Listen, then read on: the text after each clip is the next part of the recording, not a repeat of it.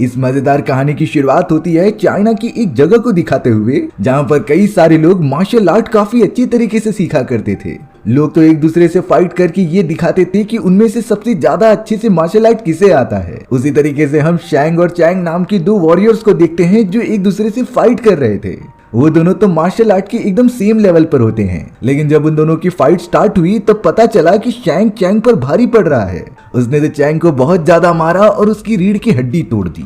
शैंग इतना ज्यादा निर्दयी हो जाता है कि उसने शैंग को चोट पहुंचाना स्टार्ट कर दिया और उसकी जान लेने के पीछे पड़ गया। तभी चैंग कहता है कि मेरा भाई तुम्हें छोड़ेगा नहीं। चैंग अपने भाई का नाम लियू कैंग बताता है और वो कह रहा था कि मेरा भाई यहाँ पर आ गया तो तुम्हें जान से मार देगा। लेकिन शैंग इन सारी बातों को सुनकर काफी गुस्सा हो जाता है और अब शैंग ने चैंग से कहा कि मुझे तुम्हारे भाई से फाइट करनी है और मैं उसे जल्द से जल्द हरा दूंगा। लेकिन यहाँ पर शैंग ने बिल्कुल भी रहम नहीं किया, उसने तो चैंग को जान से मार दिया था। अब हमें यहाँ अमेरिका में दिखाया जा रहा था, जहाँ पर हमें चैंग का भाई लियू कैंग दिखाई देता है, जो और किसी का नहीं बल्कि मरे हुए चैंग का ही बड़ा भाई था। कैंग को अपने दादाजी का एक लेटर मिला होता है जिसमें कि साफ साफ लिखा था कि उसके छोटे भाई का मर्डर हो चुका है। इसीलिए कैंग जल्द से जल्द सारा काम छोड़कर वापस अपने शाओलिन टेम्पल में आ चुका था। दरअसल कैंग भी पहले इस टेम्पल में ट्रेनिंग किया करता था, लेकिन फाइनेंशियल कंडीशन ठीक करने के लिए वो चला गया अमेरिका में काम करने के लिए। अब अपने ग्रैंडफादर के पास आने के बाद वो बता रहे थे कि तुम्हारा छोटा भाई मार्शल आर्ट में काफी आगे निकल चुका था और वो तो एक कंपटीशन में भी पार्टिसिपेट करने की तैयारी कर रहा था, लेकिन पता नहीं कैसे उसे किसी ने जान से मार दिया और उसकी डेड बॉडी हमें एक नदी के किनारे मिली। कैंग इस बात से बहुत ही ज्यादा दुखी हो जाता है और अब उसके दादाजी उसी जगह पर लेकर चले गए थे जहाँ पर उसके छोटे भाई की डेड बॉडी मिली होती है। कैंग के ग्रैंडफादर सब कुछ बताते हैं कि कैसे तुम्हारा छोटा भाई कितना अच्छा फाइटिंग करने लगा था और उसे साल में एक बार होने वाले शाओलिन टेम्पल की बहुत ही बड़ी चैंपियनशिप में फाइट भी करनी थी। लेकिन अफसोस की बात ये होती है कि जिसने भी उसे मारा उसका अब तक पता नहीं चला है। लेकिन यहाँ अब कैंग जो कि बहुत ही ज्यादा गुस्से में था, वो अपने ग्रैंडफादर और सभी लोगों के सामने ये ऐलान करता है कि वो भी अब शाओलिन के अंदर होने वाले सबसे बड़े टूर्नामेंट में पार्टिसिपेट करेगा। ये वही टूर्नामेंट होता है जिसमें कि कैंग का छोटा भाई पार्टिसिपेट करना चाहता था, लेकिन अब उसकी मृत्यु हो चुकी है। दरअसल कैंग को लग रहा था कि अगर वो उस फाइटिंग टूर्नामेंट में जाएगा तो शायद उसे अपने भाई के कातिलों का पता चल सकता था। इसीलिए वो पूरे जोश में कहता है कि मैं ये सारी चीजें करके रहूंगा। तभी उस जगह पर एंट्री होती है लॉर्ड रेडन की। दरअसल सभी लोग लॉर्ड रेडन को वहां पर तूफान का देवता मानते थे और उन्हें उस तरीके का सम्मान भी दिया जाता था। लेकिन अब यहाँ पर लॉर्ड रेडन कैंग को एक सलाह देते हैं कि अगर तुम उस चैंपियनशिप में सिर्फ और सिर्फ बदला लेने जा रहे हो तो तुम उसके अंदर बहुत जल्द हार जाओगे। लेकिन अब कैंग ये सारी बातें सुनकर उनसे डिसएग्री हो जाता है और कहता है कि अगर आपको इतना ज्यादा पता था तो आपने मेरे भाई की जान क्यों नहीं बचाई। लॉर्ड रेडन का सिंपल जवाब होता है कि जितनी जिम्मेदारी मेरी थी उससे ज्यादा जिम्मेदारी तुम्हारी होती है, लेकिन तुम तो यहाँ की सारी ट्रेनिंग छोड़कर अमेरिका चले गए। ये फाइटिंग चैंपियनशिप इतना ज्यादा इजी नहीं होने वाला जितना तुम समझ रहे हो। लेकिन अब यहाँ कैंग जो काफी ज्यादा गुस्सा हो चुका था अपने भाई की मौत के कारण, वो अब सभी को कहता है कि मुझे किसी की भी जरूरत नहीं, मैं ये चैंपियनशिप अकेले ही जाकर जीत लूंगा। इसीलिए अब कैंग अपने दादाजी से भी बात किए बिना वहाँ से कहीं दूर निकल जाता है। अब हमें अगले दिन हांगकांग का सीन दिखाया जा रहा था, जहाँ पर सबसे बड़ी फाइटिंग कंपटीशन की शुरुआत होने वाली थी। उस जगह पर तो अब कैंग भी पार्टिसिपेट करने आ जाता है, जहां पर उसने कई सारे वॉरियर्स को देखा जो इस कंपटीशन में उसके अगेंस्ट खड़े होंगे। उस जगह पर तो जॉनी नाम का एक एक्टर भी आया होता है जिसकी हाल ही में फिल्में लगातार फ्लॉप होती जा रही हैं और उसने अपना पूरा फेम और पैसा इन्हीं सारी चीजों में खो दिया है। इसीलिए अब जॉनी का ये मेन विजन होता है कि वो इस पूरे टूर्नामेंट को जीत जाए और अपना फेम जो खो चुका है उसे वापस पा ले। देखते ही देखते अब पानी के अंदर एक बहुत ही अजीब तरीके की बोट सामने आ जाती है और अब सामने आए हुए सारे वॉरियर्स जो कि ये टूर्नामेंट में पार्टिसिपेट करेंगे वो नाव के अंदर जाने लगते हैं। हमें अब यहाँ पर ब्लेड नाम की एक सीक्रेट अमेरिकन पुलिस ऑफिसर को दिखाया गया। दरअसल ब्लेड तो केन नाम के एक क्रिमिनल को ढूंढ रही होती है जिसने कि उसके कई साथियों को जान से मार दिया होता है। अब वो केन नाम का क्रिमिनल उसी बोट के अंदर जाकर छुप गया था, इसीलिए ब्लेड तुरंत ही उस बोट के ऊपर चली जाती है और सभी से पूछताछ करने लगती है। वो तो केन को ढूंढते हुए बोट के निचले वाले हिस्से में पहुंच गई थी, लेकिन अभी भी उससे केन कहीं दिखाई नहीं देता। वहीं अब बोट के ऊपर और कोई नहीं बल्कि शैंग आ चुका होता है। यहाँ हमें पता चला कि शैंग ही इस पूरे टूर्नामेंट का ऑर्गेनाइजर है, जो सारे पार्टिसिपेंट्स को उनके रूल समझा रहा था कि उन्हें एक एक करके लेवल पार करना होगा। साथ ही साथ उन्हें उनके सबसे बेस्ट वॉरियर से भी लड़ाई करनी होगी जो उनसे कई ज्यादा आगे निकल चुके हैं। सारे के सारे पार्टिसिपेंट्स बड़ी बहादुरी दिखाते हुए इस चैलेंज को एक्सेप्ट कर लेते हैं। शैंक तो अब यहाँ पर अपने दो बहुत ही पावरफुल वॉरियर को सामने लेकर आता है जिससे कि इन सभी को फाइट करनी थी। उन दोनों फाइटर्स का नाम स्कॉर्पियन और सब्स होता है। वो दोनों वॉरियर्स तो जल्द से जल्द सारे पार्टिसिपेंट्स के सामने आकर अपनी पावर्स को दिखाने लगे थे। दरअसल उनकी मेंटालिटी होती है कि वो इन सारी पावर्स को शो करके उन पार्टिसिपेंट्स को डरा दें। लेकिन तभी उस बोट के ऊपर लॉर्ड रेडन आ गए थे जिन्होंने अपनी खुफिया पावर्स की मदद से उन दोनों वॉरियर्स को वहां से फेंक दिया था। और अब सारी चीजें ठीक करने के बाद लॉर्ड रेडन शैंक के ऊपर गुस्सा कर रहे थे कि तुम टूर्नामेंट स्टार्ट होने से पहले इस तरीके के जादू नहीं यूज कर सकते। यानी कि वो दोनों वॉरियर्स और कोई नहीं बल्कि शैंक ने ही क्रिएट किए होते हैं जो कि अपनी काली शक्तियों से उन पार्टिसिपेंट्स को डराना चाहता था। लेकिन अब लॉर्ड रेडन के वहां आने के कारण शैंक काफी ज्यादा घबरा गया और वो वहां से कहीं दूर चला गया था। लॉर्ड रेडन तो अब कैंग, जॉनी और ब्लेड को कांग्रेचुलेट करते हैं कि तुम तीनों को आखिरकार चुन लिया गया है और तुम सभी इस टूर्नामेंट में आगे जाओगे जहां पर तुम्हें अलग अलग फाइटर्स का सामना करना पड़ेगा। अब यहाँ लॉर्ड रेडन उन तीनों को सारी बातें बता रहे थे कि ये टूर्नामेंट मॉर्टन कॉम्बैट का है जहां पर किसी दूसरे दुनिया का राजा अपने कई लोगों को तुमसे फाइट करने के लिए भेजेगा। दरअसल उस दूसरे राजा का मकसद था कि वो पूरी पृथ्वी पर कब्जा कर ले और इंसानों को अपना गुलाम बना ले। लेकिन इसके लिए उसे मॉर्टल कॉम्बैट का ये टूर्नामेंट 10 बार जीतना होगा। अफसोस की बात ये होती है कि अभी तक उस राजा ने मॉर्टल कॉम्बैट को 9 बार जीत चुका है और अब ये आखिरी बार था जिसके बाद वो सारे इंसानों को गुलाम बना लेगा। लॉर्ड रेडन तो उन तीनों को समझा रहे थे कि तुम सभी को किसी भी तरीके से इस मॉर्टल कॉम्बैट की फाइट को जीतना होगा, नहीं तो वो आउटवर्ल्ड का राजा अगर ये जीत गया तो वो पूरी इंसानियत पर कब्जा कर लेगा। अब यहाँ कैंग को ये बात पता चल जाती है कि उसके छोटे भाई को मारने वाला और कोई नहीं बल्कि शैंग ही था। इसीलिए अब वो बहुत ही ज्यादा गुस्सा होकर डिसाइड करता है कि चाहे कुछ भी हो जाए वो इस टूर्नामेंट में फाइट इसीलिए करेगा ताकि वो शैंक को जान से मार सके। लेकिन यहाँ लॉर्ड रेडन वापस से कैंग को समझाते हैं कि इस तरीके से तुम टूर्नामेंट में सरवाइव नहीं कर पाओगे। तुम्हें अपने माइंड को फ्री रखना होगा और ये डिसीजन लेके खेलना होगा कि तुम सभी एक टीम हो और तुम्हें ये मॉर्टल कॉम्बैट की फाइट जीतनी है, क्योंकि ये पूरी लड़ाई साधारण नहीं होने वाली। तुम्हें अपने से ज्यादा खतरनाक वॉरियर्स और ताकतवर लोगों से फाइट करनी होगी। अब वो तीनों इस टूर्नामेंट में पार्टिसिपेट करने के लिए रेडी हो जाते हैं और अब अगले दिन हम उन सभी को एक आइलैंड के पास देख रहे थे जहां पर वो मॉर्टल कॉम्बैट का टूर्नामेंट होने वाला था। दुनिया भर के सारे वॉरियर्स उस जगह पर जमा होने लगते हैं एक दूसरे से फाइट करके ये कंपटीशन जीतने के लिए। वो एक ऐसी जगह थी जहां पर कोई भी नेटवर्क नहीं होता था और ना ही कोई अलग चीज काम करती थी। कैंग और उसकी पूरी टीम भी जल्द से जल्द उस जगह पर पहुंच जाती है। अब यहाँ शैंग सभी के सामने अनाउंसमेंट करता है कि कल से तुम सभी की फाइट चालू हो जाएगी, जिसके बाद तुम्हें मुकाबला करना होगा सबसे खतरनाक वॉरियर गोरो का। अगले मोमेंट में हमें गोरो दिखाया जाता है जो कोई इंसान नहीं बल्कि एक खतरनाक राक्षस था। उसके तो 4 हाथ होते हैं और उसकी बॉडी कितनी ज्यादा बड़ी थी। शैंग अब गोरो के पास आता है और उसे बताता है कि तुम सभी को बहुत ही अच्छी तरीके से फाइट करनी होगी। तुम किसी भी हालत में अपने अपोनेंट को कमजोर मत समझना। लेकिन गोरो गुस्से में कह रहा था कि मेरे सामने कोई भी नहीं टिक पाता, मैं उन सभी को बहुत ही आसानी से मार सकता हूँ। उस जगह पर केन भी मौजूद होता है जो कि बहुत ही मजे से खाना खा रहा था, जिससे कि हमें पता चला कि वो शैंग के लिए ही काम करता है और उसने ही ब्लेड के एक साथी को जान से मार दिया था। शैंग केन से कहता है कि कल तुम्हारी फाइट ब्लेड नाम की एक लेडी से है जिसके साथी को तुमने जान से मार दिया था। केन इस बात से थोड़ा सा खुश हो जाता है क्योंकि वो अब ब्लेड को भी खत्म कर देगा। अब अगले दिन की शुरुआत होते ही फाइट चालू हो जाती है केन और ब्लेड के बीच में। उन दोनों के लिए एक स्पेशल ग्राउंड बना दिया गया था जिसके अगर बाहर कोई भी गया तो वो गेम से हार जाएगा।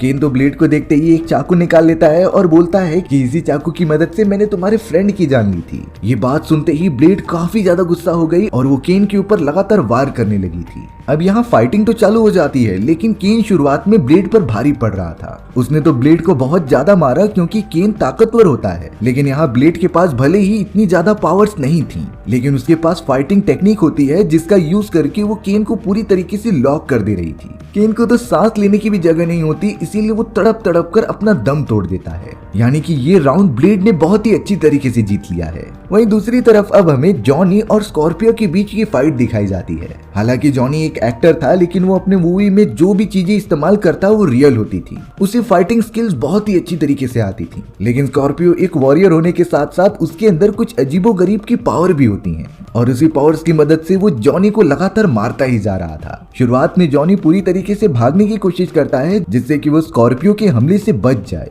लेकिन जॉनी ने स्कॉर्पियो को क्लोज कॉम्बैट फाइटिंग में काफी ज्यादा टक्कर दी थी। अब यहाँ स्कॉर्पियो तो जॉनी के ऊपर काफी सारी आग फेंकने लगा था, जिससे कि जॉनी एक शील्ड की मदद से रोक लेता है। अब उस शील्ड के ऊपर बहुत ही नुकीले वेपन्स लगे हुए थे, इसीलिए वो उसे प्रोटेक्ट करते हुए स्कॉर्पियो के पास आकर उसका सर ही काट देता है। और अब जॉनी वहां से निकल चुका था क्योंकि स्कॉर्पियो की बॉडी ब्लास्ट हो गई। इस तरीके से जॉनी भी अपना फर्स्ट राउंड जीत जाता है। वहीं दूसरी तरफ कैंग फाइट कर रहा था सैब नाम के एक योद्धा से। सैब के पास भी स्कॉर्पियो की तरह बहुत ही अनोखी पावर्स मौजूद थी। दरअसल वो अपनी पावर्स इकट्ठा करके किसी भी चीज को बर्फ में कन्वर्ट कर सकता था, और वही टेक्निक वो कैंग के ऊपर अप्लाई कर रहा होता है। और यहाँ कैंग जो कि एक नॉर्मल इंसान था और उसने सारी फाइटिंग टेक्निक्स एकदम नॉर्मल तरीके से सीखी थी, वो तो सैब के हमलों को अच्छी तरीके से रोक ही नहीं पा रहा था। कैंग को इस फाइटिंग की वजह से काफी ज्यादा चोट लगी हुई होती है, लेकिन वो इतनी आसानी से हार नहीं मानता। लेकिन अब अचानक उस जगह पर किटाना आ गई थी, जो कि आउटवर्ल्ड के राजा की बेटी है। उसने ये फाइट देखते हुए डिसाइड कर लिया था कि वो कैंग की मदद करेगी, इसीलिए अब किटाना कैंग को सैब को जान से मारने का तरीका बताती है। उसने इतना कहा कि सैब की ताकत ही उसकी सबसे ज्यादा कमजोरी है, इसीलिए सैब जब भी तुम्हारे ऊपर हमला करे तो तुम उसके ऊपर पानी फेंक देना। कैंग तो किटाना द्वारा बताई गई इसी टेक्निक का यूज करता है, और अब उसने सैब के ऊपर थोड़ा सा पानी फेंक दिया था, लेकिन पता नहीं क्यों वो पानी पूरी तरीके से एक बर्फ में कन्वर्ट हो गया, जो बहुत ही ज्यादा स्पीड से आकर सैब के बॉडी में चला जाता है। वो तो एक वेपन जैसा बन गया था, जिससे कि सैब के बॉडी में जाने से उसकी मृत्यु हो गई। और अब कैंग की मदद करने के बाद किटाना वहां से चली जाती है। अब ये सारी बातें जब चैंग को पता चली कि उन तीनों वॉरियर्स ने अपना फर्स्ट राउंड कंप्लीट कर लिया है, तब वो बहुत ही ज्यादा टेंशन में आ चुका था। उसे ऐसा लग रहा होता है कि वो पूरी तरीके से हार जाएगा, इसीलिए शैंग डायरेक्टली चला आया था गोरो के पास, क्योंकि वही उसकी आखिरी उम्मीद थी इन सभी लोगों को हराने के लिए। और अब गोरो भी ये बातें सुनकर काफी गुस्सा हो गया था, जो कहता है कि मैं सभी को मार दूंगा। जिसके बाद अब गोरो अपने नेक्स्ट राउंड की फाइटिंग के लिए रेडी होने लगता है। अब अगले दिन बैटल होती है गोरो की, जो ली नाम के एक योद्धा से फाइट करने वाला था। ली भी उन्हीं सारे योद्धाओं में से एक होता है जिनके पास काफी अच्छी स्किल्स मौजूद थे, लेकिन देखकर ऐसा लग रहा था कि गोरो की शक्तियां काफी ज्यादा बढ़ चुकी हैं। और अब फाइट स्टार्ट होने के बाद गोरो अपने चारों हाथों की मदद से ली को मारने लगा था। सभी को लग रहा था कि ली के पास काफी अच्छी टेक्निक है और वो गोरो को बहुत अच्छी टक्कर देगा, लेकिन गोरो की एबिलिटी इतनी ज्यादा होती है कि उसने ली को मार मार कर जान से खत्म कर दिया। अब ये सारी बातें जब कैंग और उसकी टीम को पता चली तो वो काफी कंफ्यूज हो चुके थे, क्योंकि ली के मरने के बाद शैंग ने उसकी आत्मा अपने अंदर एब्जॉर्ब कर ली थी। यानी कि शैंग अपना अलग ही गेम खेल रहा है अपनी ताकत बढ़ाने के लिए। जितने भी लोग हार जाते थे वो उनकी आत्मा को एब्जॉर्ब करके और भी ज्यादा स्ट्रांग हो जाता। इन्हीं सारी चीजों की वजह से कैंग अपनी पूरी टीम को लेकर लॉर्ड रेडन के पास आ जाता है, क्योंकि उन्हें समझना था कि आखिरकार गोरो से कैसे लड़ा जा सकता है। लॉर्ड रेडन तो उन तीनों को समझाते रहते हैं कि गोरो से लड़ना इतना भी आसान काम नहीं है। उसके पास शैतानी ताकतों के अलावा काफी सारी शक्तियां मौजूद थी, लेकिन जिस तरीके से कैंग ने सैब को एकदम ट्रिक लगाकर मार दिया, इसी तरह गोरो की भी कोई कमजोरी होगी और उसे ये ढूंढकर तुम्हें खत्म करना है। लेकिन एक बात याद रहे कि अगर गोरो बच गया तो शैंग तुम्हें बहकाने की बहुत कोशिश करेगा। तुम्हें उसके ऊपर भी ध्यान देना है, क्योंकि शैंग कभी भी अपने रूल्स चेंज कर सकता था। अब यहाँ हमें पता चला कि अगले दिन गोरो की फाइट ब्लेड से होने वाली है। ब्लेड अभी इतने खतरनाक फाइटर से लड़ने के लिए बिल्कुल तैयार नहीं थी, लेकिन यहाँ कॉम्पिटिशन के अंदर ये डिसाइड हो चुका होता है, इसीलिए अब उसे फाइट लड़नी ही पड़ेगी। जॉनी अब ब्लेड की इस हालत को देखकर सह नहीं पा रहा था, इसीलिए वो डायरेक्टली शैंग के पास चला जाता है और कहता है कि ब्लेड की जगह पर तुम मुझे लड़ने दो गोरो से, मैं उसे तो पूरी तरीके से खत्म कर दूंगा। शैंग इस बात पर थोड़ा सा सोचते हुए कहता है कि मैं तुम्हारी शर्त को मंजूर करता हूँ, लेकिन इससे पहले मेरी भी कुछ दो शर्तें हैं। शैंग कह रहा था कि इस फाइट में जो भी जीते मैं अगले बैटल में खुद ही चुनूंगा कि किससे मुझे फाइट करनी है और कहाँ करनी है। तुम सभी का इन सारी चीजों में कोई भी इंटरफेरेंस नहीं होगा।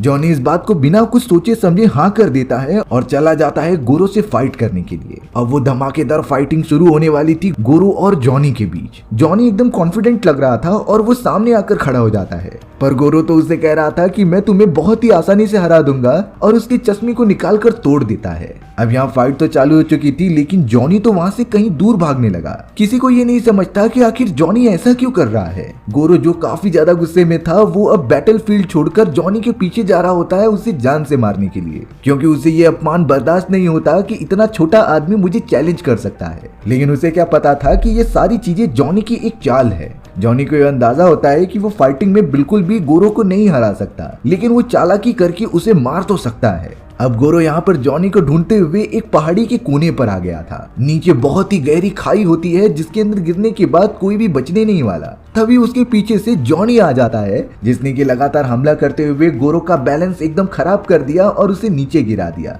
लेकिन गोरो के पास जो 4 हाथ मौजूद थे वो उनकी मदद से माउंटेन को पकड़कर लटका हुआ होता है। अब यहाँ जॉनी जो कि एक एक्टर था, उसने एक बहुत ही अच्छा जोक मारा। ये जोक सुनते ही गोरो उसे कंट्रोल नहीं कर पाता और अपने हाथ को छोड़ देता है, जिससे कि वो लगातार उस खाई में गिरता चला गया था और अब वो भी खत्म हो जाता है। लेकिन जब ये सारी बातें शैंग को पता चली तब वो ब्लेड को आकर पकड़ लेता है। वो ब्लेड को एक अलग ही जगह पर लेकर जा रहा था जहां कोई अंदाजा भी नहीं लगा सकता।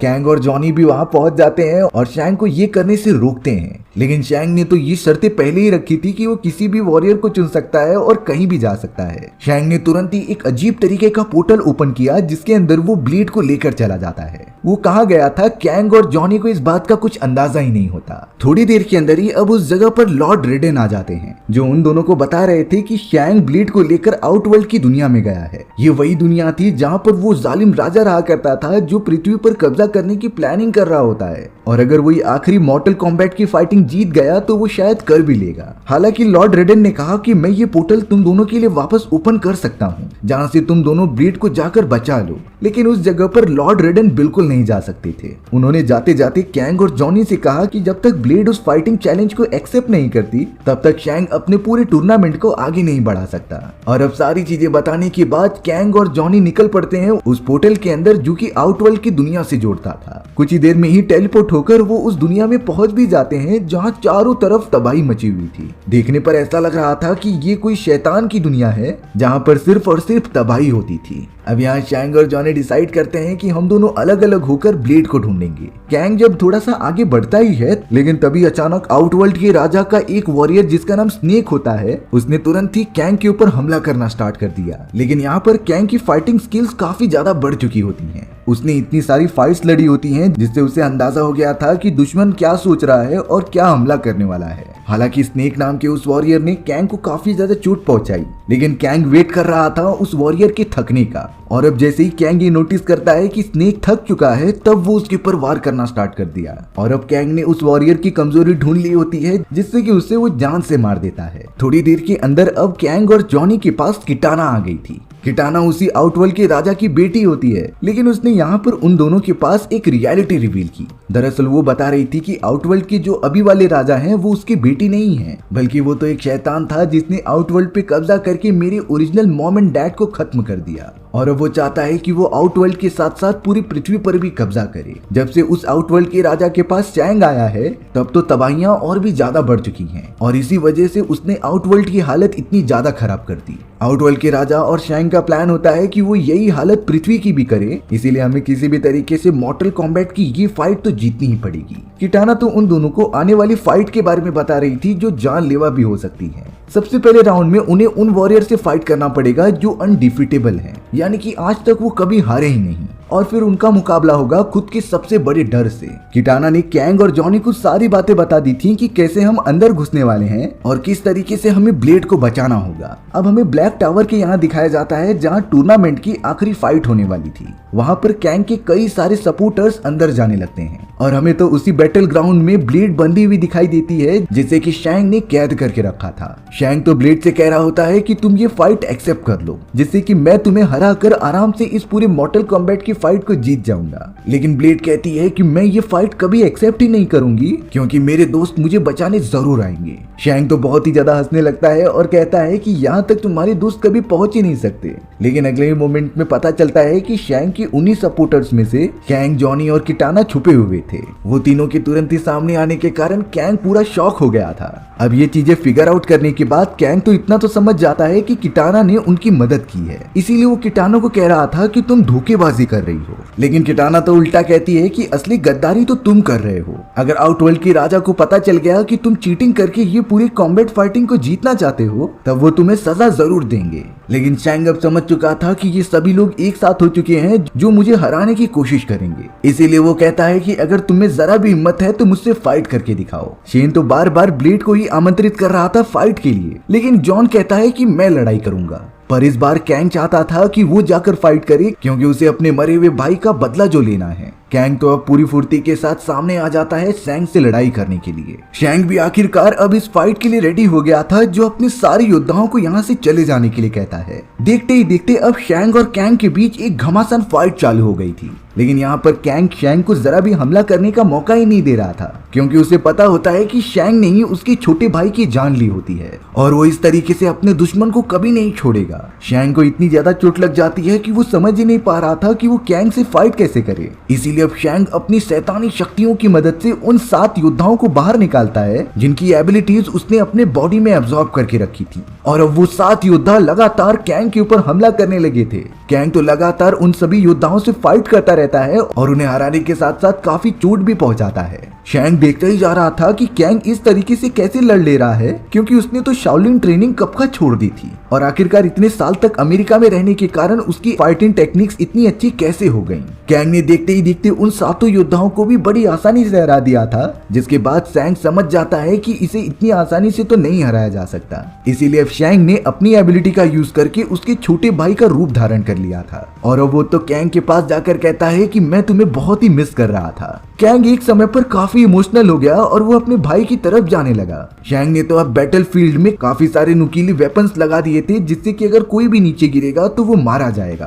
कैंग को देखकर लग रहा था कि वो शैंग द्वारा बनाए गए जाल में फंस जाएगा, लेकिन कैंग को अपने ऊपर पूरा भरोसा होता है। वो तो एक समय के बाद अपने भाई को रोकते हुए कह रहा था कि मुझे पता है कि तुम मर चुके हो और तुम असलियत में शैंग हो जो मुझे गुमराह करने की कोशिश कर रहा है। शैंग भी अब अपने असली रूप में आ जाता है, इसीलिए अब कैंग उसे फिर से मारने लगा था। शैंग ने तो बोला कि मेरे अंदर हजारों योद्धाओं की एबिलिटीज मौजूद हैं, तुम मुझे इस तरीके से नहीं मार सकते, लेकिन कैंग के सामने उसकी एक नहीं चलती और वो लगातार उसे मारता ही रहता है। अंत में आकर कैंग ने शैंग को ऊंचाई से ढकेल दिया था उन्हीं नुकीले वेपन्स के ऊपर, जिससे कि अब शैंग उसमें लगकर पूरी तरीके से खत्म हो जाता है। शैंग की पूरी बॉडी एक स्केलेटन में कन्वर्ट हो गई थी, जिसके अंदर से बहुत सी रोशनी बाहर निकलने लगती है। ये रोशनी और कुछ नहीं बल्कि उन्हीं हजारों योद्धाओं की थी जिसे कि शैंग ने मारकर उनकी आत्मा एब्जॉर्ब कर ली होती है। उन्हीं सारी आत्माओं ने कैंग ने अपने छोटे भाई को भी देखा, जो काफी खुश लग रहा होता है। कैंग के छोटे भाई ने कहा कि तुमने मेरा सपना पूरा कर दिया और अब मैं तुम्हारे साथ हमेशा रहूंगा। जिसके बाद कैंग का छोटा भाई एक आत्मा बनकर हेवन की तरफ चला जाता है, यानी कि शैंग के मरने के बाद वो हजारों आत्माएं आजाद हो चुकी थी। अब यहाँ पर कैंग और उसके पूरे साथी ये टूर्नामेंट जीत चुके होते हैं, जिसके बाद वो सभी लोग वापस लौट जाते हैं अपने लॉर्ड रेडन के पास। वो सभी एक साथ मिल जाते हैं और अपनी जीत का जश्न मनाने की तैयारी कर रहे होते हैं, लेकिन तभी एक माउंटेन डिस्ट्रॉय करते हुए आउटवर्ल्ड का राजा बाहर आ जाता है और अब वो सभी से ये कह रहा था कि मैं पूरी पृथ्वी को अपने कब्जे में कर लूंगा और वहाँ के लोगों की आत्माएं अब्सॉर्ब करके काफी ताकतवर बन जाऊंगा। लेकिन यहाँ पर लॉर्ड रेडन और उसके साथ मौजूद कैंग की पूरी टीम वहाँ पर खड़ी हो जाती है और कहती है कि हम तुमसे मरते दम तक फाइट करेंगे, लेकिन तुम्हें किसी भी तरीके से एक आदमी की भी आत्मा एब्सॉर्ब करने नहीं देंगे। और अब इसी खतरनाक व्यू के साथ हमारी ये कहानी यहीं खत्म हो चुकी थी। सो व्यूअर्स, आपको ये स्टोरी कैसी लगी कमेंट सेक्शन में बताना भूलना मत, और अगर आपको मेरा एक्सप्लेनेशन 1% भी अच्छा लगा होगा ना तो वीडियो को लाइक एंड चैनल को सब्सक्राइब जरूर कर देना। मिलते हैं इसी तरीके की मजेदार वीडियोस में, तब तक के लिए बाय बाय।